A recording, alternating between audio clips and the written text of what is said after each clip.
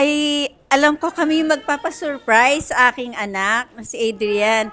Ginawa ko lahat ng paraan at nakipag-communicate ako ganon. So gumawa ako ng istorya para lang wala siyang malaman. Akala ko naman, birthday ng iba, kumbaga makikijoin lang. Ang atin lang kami, makiki-gate crush lang. Tapos yun, hindi ko alam na sa amin pala ng mother ko. Pero the most exciting, ako pala yung nasurpresa. Kasi birthday ko pala. Akala ko ako nasurpresa. Pero I'm so happy. Ayun. Thank you all. Salamat. Sobrang appreciate ko yung setup nyo. Galing. Thank you.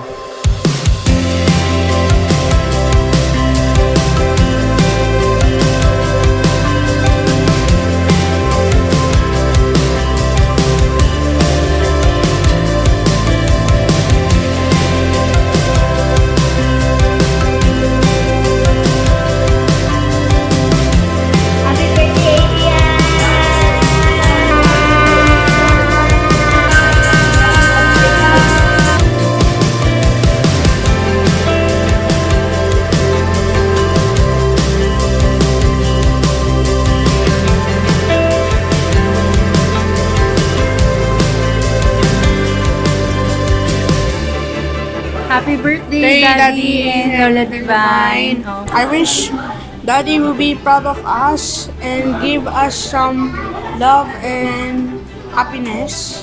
I wish Lola will be good and happy.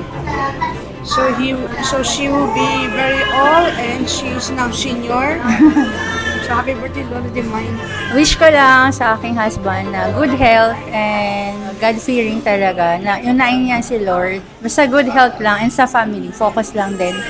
And also wish ko din sa mother-in-law ko kay Lola Divine na thank you for everything. Sa support. Thank you sa lagi kayong nandyan sa amin, mag-iina, sa aming lahat. Thank you talaga and good health.